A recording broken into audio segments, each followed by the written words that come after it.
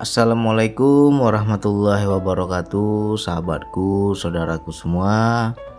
Semoga selalu dalam kebahagiaan dan dalam kasih sayang Allah ya. Semoga semuanya sehat lahir batin, dompetnya juga sehat, amin. Kan kalau dompet sehat kan enak, aman dunia ya enggak. Jadi ini kita bagi-bagi cerita lagi ya, ngobrol-ngobrol, ngopi-ngopi. Ini ada sebuah pertanyaan dari Ibu Tri Ratminah. Assalamualaikum Bang Andi, apakah ilham sama dengan feeling? Ya, jadi makna feeling di sini adalah firasat. Apakah ilham dan firasat itu sama? Ya, pertanyaan beliau begitu ya. Waalaikumsalam warahmatullahi wabarakatuh, Ibu Tri. Jadi kita harus pahami perbedaan antara ilham dan feeling itu beda, nggak sama. Kalau ilham itu bentuknya perintah. Allah tidak memberitahu apa yang akan terjadi, tapi Allah hanya menyuruh. Itu namanya ilham. Kita disuruh sesuatu, tergerak hati kita melakukan sesuatu, kalau kita ikuti perintah itu ya kita dalam kebenaran, itu namanya ilham. Kalau feeling atau firasat itu sesuatu yang sudah dikasih gambaran, sesuatu yang sudah kita pahami ya, bisa yang sebelumnya, bisa yang sekarang, bisa yang masa depan ya. Tapi biasanya itu kebanyakan firasat ini ya sesuatu yang masa depan. Waktu kan ada 3, masa lalu, masa kini, masa depan. Jadi kalau firasat biasanya kebanyakan itu masa depan atau bisa juga masa kini. Ya, misalkan kita merasa sesuatu, tapi ini di sebalik tabir gitu kan. Kok aku merasa bang begini, tapi perasaanku itu ya seolah-olah benar gitu. Ya, ternyata ketika kita runut, kita ikuti ya benar gitu, nggak salah perasaan kita, prasangka kita, perasaan kita, firasat kita nggak salah gitu kan, terbukti, ya itu namanya firasat juga. Nah jadi kita harus memberikan contoh antara ilham dan firasat. Ini sering terjadi di kehidupan, banyak teman-teman mengalami tapi nggak paham bahwa itu ilham atau itu firasat. Ilham ini biasanya lebih khusus, dia lebih khusus, dan banyak juga orang diberikan ilham tapi nggak paham bahwa itu ilham. Diperintahkan Allah sesuatu tapi dia nggak paham bahwa itu petunjuk atau perintah dari Allah ya. Nah setelah kejadian baru dia jadi meraba-raba, jadi mencerna, memahami kok bisa pas ya gitu. Contoh ilham begini, kalau teman-teman pernah mengalami ya, kita diajak keluar rumah ini oleh istri kita atau oleh anak kita atau oleh suami kita ya kan, tetapi hati kita berat, malaslah keluar, ayolah kita jalan, ayolah kita bertamu ke rumah si fulan. Hati kita menolak ya kan. Lantas ada perintah gitu. Ada perintah nggak usah keluar rumah, kamu di rumah saja. Kalau ada bentuk perintah seperti itu namanya ilham, bukan firasat ya. Karena kita nggak tahu apa yang akan terjadi ke depan, itu namanya ilham. Lalu karena kita berat hati hendak keluar rumah, akhirnya kita nggak jadi keluar nih. Nah begitu kita nggak jadi keluar, di waktu dekat, waktu bersamaan ya paling hitungan menit gitu, tiba-tiba ada tamu yang datang ya kan. Wah syukur sekali nih kita nggak jadi keluar. Kalau kita keluar kasihan tamu ini, dia datang ke rumah kita, kita nggak di rumah gitu. Nah tepat sekali nih perintah Allah ini. Nah itu namanya ilham, bukan firasat, karena kita nggak tahu bahwa tamu akan datang. Kalau orang yang dikasih firasat, perasaan saya ini ada yang datang, nah kita di rumah aja lah, nggak usah keluar. Nah itu namanya firasat, karena dia sudah tahu yang akan terjadi, ya kan? Nah mungkin teman-teman juga pernah mengalami istri ngajak, ayolah kita ke rumah paman kita, ayolah ke rumah teman. Lalu hati kita berat, perasaan saya dia itu nggak ada di rumah itu. Nah akhirnya ngotot juga istri kita kan, nggak percaya dia. Akhirnya kita ikuti. Ya sudahlah, daripada berantem, daripada ngambek-ngambek, ya kita ikuti juga. Lalu kita pergi ke rumah paman kita atau teman kita yang diajak istri itu. Lalu ketika kita sampai di sana, benar nggak ada orangnya di rumah. Nah itu namanya firasat, feeling, karena kita sudah merasakan, ya, sudah mengetahui sebelum terjadi. Nah itu beda antara ilham dan antara ilham dan firasat, itu beda, ya. Apalagi contoh yang lain, ilham ini sering terjadi, cuman kita aja nggak pernah membaca. Saya pernah ini saya ulang-ulang lagi nih. Mungkin dahulu udah pernah saya cerita ya. Bagi yang sudah pernah dengar kisah saya, ya mudah-mudahan nggak bosan gitu ya. Ini kita ulang-ulang lagi. Dahulunya saya itu pernah buat kopi. Saya buat kopi. Begitu sudah selesai saya aduk gulanya, sudah menyatu semua, saya angkat dari dapur ya. Saya ambil itu gelas kopi itu mau saya bawa ke ruang tamu. Ya. Begitu saya angkat gelas kopi itu, seolah-olah seperti ada yang menyentuh gitu. Seperti terjatuh ya.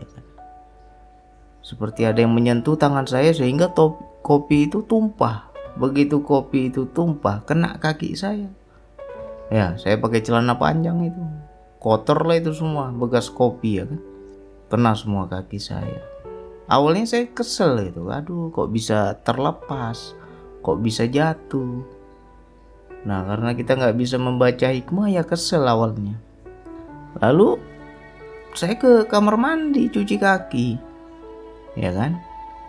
Begitu saya ke kamar mandi cuci kaki, baru saya tahu apa yang terjadi. Ternyata saya buka keran air itu sudah meluber, sudah penuh bak mandi itu, ya kan. Sudah tumpah air itu, nggak tahu sudah berapa lama itu air itu terbuang sia-sia. Nah, itu juga bentuknya ilham. Kita dipaksa Allah, disuruh Allah, tapi dengan bahasa kehidupan. Allah berbicara, Allah berkata-kata melalui af'alnya, melalui perbuatannya.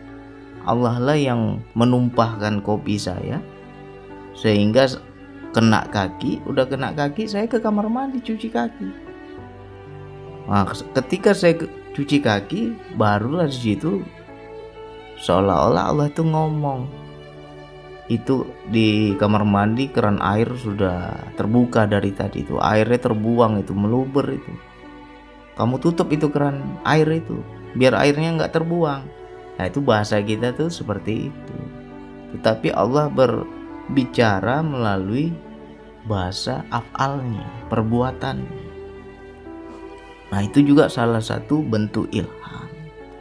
Jadi apapun segala gerak-gerik hidup kita, banyak terjadi terkadang bukan keinginan kita. Ada tuntunan Allah, gerak Allah yang menyatu pada diri kita. Jadi segala sesuatu perbuatan itu terjadi ya bisa dalam pengaturannya. Ya. Karena ada ayat di Al-Qur'an, langit dan bumi beserta isinya tunduk kepada Allah baik dengan sukarela maupun dengan terpaksa. Ya kan? Itu seperti saya itu terpaksa itu. Ya kan? Terpaksa saya menutup keran karena ketumpahan kopi. Itu juga ilham. Jadi jangan kita bilang, bang saya tunggu semedi dulu bang, tunggu ke hutan dulu bang, tunggu bertapa dulu bang, baru dapat ilham. Jangan kita terlalu sempit memahami makna ilham ini. Ya, ilham itu ada yang khusus, ada yang dalam kehidupan. Yang ilham yang khusus bagaimana bang? Ya mungkin bisa lewat mimpi, bisa lewat tafakur, kita berzikir, di situ turun perintah-perintah Allah, kita disuruh ini, disuruh itu. Atau bisa juga dalam gerak hidup tuh ada suatu kehendak, suatu keinginan melakukan sesuatu yang Allah kehendaki. Itu juga ilham. Jadi jangan kita terlalu sempit memaknai ilham itu harus semedi dulu ya. Nggak mesti. Nah, bahkan sering terjadi tiap hari tapi kita nggak paham bahwa itu ilham. Kalau saya, bahkan ilham Allah itu sangat sering turun di saat kita buang air. Nah ini bagi teman-teman ya, sama itu seperti ide ya. Ide itu datangnya kapan? Coba lagi buang air kita di toilet, itu sering tuh ide itu turun, ilham itu turun ya. Kenapa ya bang? Itu kan tempatnya kotor bang, kok di situ pula Allah berbicara, kok di situ pula Allah berkata-kata. Benarnya ada rahasianya itu. Di saat kita buang air itu kita nggak berpikir ya. Coba diingat-ingat ya, ada nggak kita ketika buang air itu kita mikir sesuatu? Nggak ada, kosong kita ya.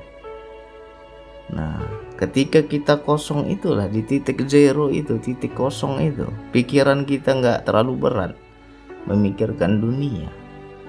Nah di situ kadang ilham sering turun. Nanti selesai aku buang air, aku mau beginilah, aku mau kesana lah, aku mau melakukan inilah, aku mau melakukan itulah. Itu kadang sering turun. Itu satu, di toilet ya. Yang kedua kapan? Di saat sholat. Nah paling sering tuh dua itu, di toilet dan di saat sholat. Di saat sholat juga kita kosong, nggak ada mikir dunia. Kalau sholat kita kusuk ya, kalau sholat kita kusuk, mungkin teman-teman sering itu, bang saya di saat sholat bang terbayang sesuatu bang, ditampakkan Allah gambaran-gambaran sesuatu kayak saya harus lakukan ini. Jangan kita terganggu loh dengan gambaran-gambaran itu. Bisa jadi itu ilham Allah, tetapi kita jangan fokus di situ, abaikan, cepat-cepat di skip gitu, cepat-cepat dilewati. Oh perintahnya begini, ya sudah lewati. Fokus lagi kita pada sholat kita ya. Nah banyak teman-teman ketika kita kita sholat, muncul ilham Allah, tapi kita menganggap itu sesuatu yang mengganggu, padahal bukan gangguan, itu ilham. Contohnya beginilah, mungkin sering terjadi tapi kita nggak paham. Kita mencari sebuah kunci nih, mana saya taruh kunci motor ya, saya mau pergi nih tapi kunci motor nggak ada ini, dicari sana dicari sini, cari sana cari sini, nggak dapat ya. Akhirnya azanlah di masjid itu ya kan, di belakang rumah kita, di samping rumah kita ada masjid, azan itu. Oh udah waktu sholat zuhur nih, sholat dulu lah, baru saya cari kunci lagi, sholat kita. Begitu kita sholat, muncul itu gambaran kunci itu, seolah-olah kayak diperintahkan kita, coba kamu cari di dapur itu, mungkin di atas lemari itu kayak ada gambaran gitu kan. Padahal itu ilham, karena perintah itu ya kan. Jadi bukan berarti kita itu menjadi gangguan, jangan dianggap itu gangguan. Nah selesai sholat kita cari itu seperti yang dikasih lihat tadi. Begitu kita ke dapur, kita cari, ada kuncinya gitu. Nah itu petunjuk Allah, perintah Allah dalam bentuk ilham, bahasa Allah dalam suatu kehendak perbuatan. Kita hendak melakukan ini, melakukan itu ya. Nah di sini juga hati-hati juga, harus pahami ilham ini memang ini dari ilham Allah atau dari nafsu kita. Nafsu juga bentuknya perintah juga, ingin melakukan ini, ingin itu juga perintah bentuknya Ya, jadi kita jangan anggap itu semua ilham Allah. Ya. Lantas macam firasat bang, ya firasatnya seperti tadi lah. Kita hendak keluar rumah, kita hendak pergi, ya. Kita hendak bertamu, kok perasaan saya berat ya ke sana. Jangan-jangan orang yang nggak di rumah. Begitu kita ke sana bener nggak ada orangnya. Nah, itu firasat. Sebelum terjadi kita sudah tahu duluan. Ya, apalagi ya bisa juga dibilang ilmu rasa, ilmu kasaf, firasat sama aja itu. Ya, beda-beda pengertian lah. Jadi sering kita mendengar tentang hadis ya, hati-hatilah kalian pada firasatnya orang mukmin, orang beriman. Karena mereka memandang dengan cahaya nur Allah. Ya. Jadi orang beriman itu ibarat senter ya. Ibarat senter begini loh. Kalau kita jalan di tempat yang gelap, kalau nggak ada cahaya kan nggak nampak. Nah tapi kalau orang sudah dikasih cahaya, sudah dikasih nur, nampak jelas. Bukan berarti nggak ada ya, karena nggak ada cahaya aja makanya nggak nampak. Nah begitu juga orang-orang yang diberi firasat, ya biasanya itu benar terjadi dan dia mengetahui. Ya, ditunggu-tunggu aja itu. Kok perasaan begini ya, perasaan begitu ya. Ditunggu. Kejadian sesuai nggak? Sesuai. Nah, kalau kita sering sering melatihnya, sering menangkapnya, kita sering istilahnya ya sering melihatnya ya kan. Oh ini firasat Allah. Kemarin terbukti Allah sudah kasih tahu, tapi saya kok masih bandel, akhirnya celaka gitu ya kan. Padahal udah dikasih tahu tuh, banyak itu. Firasat itu ada yang kita paham sebelum kejadian, ada yang paham setelah kejadian. Nah biasanya itu yang begitu-begitu tuh masih belum terlalu terang cahayanya. Jadi samar-samar ya kan. Kan sering kita, padahal bang saya udah dapat firasat tadi bang, bakal begini, bakal begitu. Tapi saya nggak ngeh gitu kan. Begitu kejadian baru sadar saya bang, bahwa itu sudah dikasih saya firasat. Nah itu biasanya cahayanya nggak terang. Makanya untuk mendapatkan nur Allah, cahaya Allah ini ya jaga hati. Ya, yang utama itu hati dijaga. Bersihkan hati kita dari iri dengki, dari kebencian, dari suudzon ya, dari amarah. Nah, kalau mau peka tentang firasat ini, kalau kita jauh dari penyakit hati, insya Allah itu cahaya terang, tembus itu semua ya. Jadi apalagi contoh-contoh yang lain. Nah ini saya pernah dengar ini satu kisah dari Imam Syafi'i.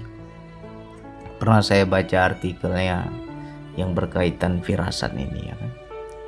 Jadi suatu hari ada seorang wanita datang kepada beliau waktu beliau sedang mengajar ya. Tapi beliau mau mendekat itu malu dia, karena lagi banyak mengaji itu kan banyak laki-laki, dia wanita. Nah akhirnya gimana nih biar saya bisa bertanya katanya kan. Lalu dia melempar sebuah apel yang warna merah. Dia lempar dari jauh. Disambut itu sama Imam Syafi'i. Begitu disambut sama Imam Syafi'i, langsung Imam Syafi'i mengiris apel itu. Dia belah sedikit ya kan. Dibelahnya sedikit sehingga isi dalamnya itu kelihatan putihnya itu. Lalu dia lempar kembali kepada wanita itu. Langsung si wanita itu menangkapnya. Nah setelah dia menangkapnya, dia memahami goresan yang dibelah itu, dia langsung pergi, nggak ada ngomong lagi ya kan. Setelah selesai ngaji, selesai belajar, datanglah muridnya nanya ya kan, wahai guru, siapa wanita itu ya kan, apa maksud semua itu? Bingung kan muridnya kan, lemparan apel tadi kan udah dilempar, dibalikin lagi ya kan. Langsung dijelaskan tuh sama Imam Syafi'i. Wanita itu sedang bertanya kepadaku, katanya. Wanita itu sedang haid. Dia tanya, kapankah saya bisa sholat lagi? Ya. Lalu aku jawab, kata Imam Syafi'i. Jawabannya pakai kias itu ya kan. Setelah warna apel kan, warna apel kalau belum dikupas itu kan warna merah. Ketika warna apel yang merah itu berubah menjadi warna putih seperti isinya itu, jernih dia kan, nggak ada merah lagi.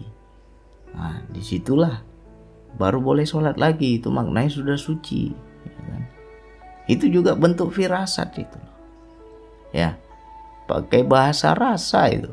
Wanita itu punya firasat, Imam Syafi'i punya firasat. Bayangkan aja itu, hanya pakai apel gitu aja udah paham dia, ya.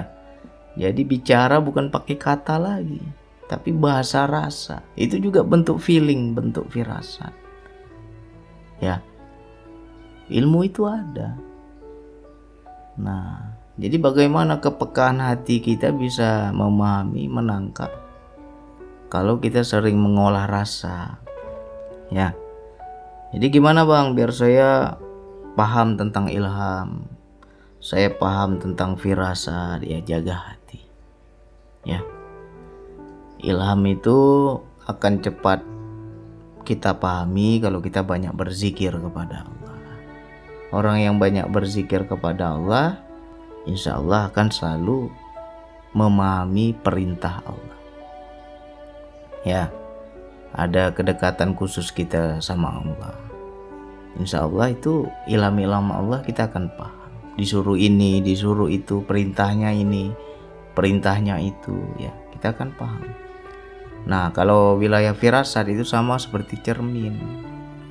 Ya, kita di dalam ruangan kita hendak melihat keluar. Kalau cerminnya kotor ya nggak jelas yang di luar itu. Itulah cermin itu maknanya hati kita. Jadi jauhi dari iri dengki, penyakit hati, penyakit dendam, ya, busuk hati sama orang, ya, hilangkan semua. Nggak seneng sama orang, hilangkan. Marah sama orang, hilangkan. Buruk sangka sama orang, hilangkan semua. Baru kita bisa mendapatkan cahaya Allah, ya, nur Allah yang dipancarkan, sehingga ya seperti gelapnya malam. Gelapnya malam kalau ada senter semua nampak, semua kelihatan, ya kan. Nah begitu juga, makanya dibilang berhati-hatilah pada firasatnya orang mukmin. Kenapa harus mukmin? Kenapa harus beriman? Ya, karena orang beriman ya pasti menjaga hatimu, ya. Jadi mudah-mudahan teman-teman paham antara bedanya ilham dan firasat. Ya, kalau firasat kita mau gaji lagi ya luas lah maknanya. Yang penting kita belajar terus, banyak-banyak memperbaiki diri, banyak-banyak jaga hati, ya. Mudah-mudahan sedikit ini manfaat. Mudah-mudahan yang sudah pernah mendengar kisah ini nggak bosan, ya. Kita ulang-ulang lagi, lancarnya gaji karena diulang. Oke, hanya itu yang bisa saya sampaikan. Wassalamualaikum warahmatullahi wabarakatuh.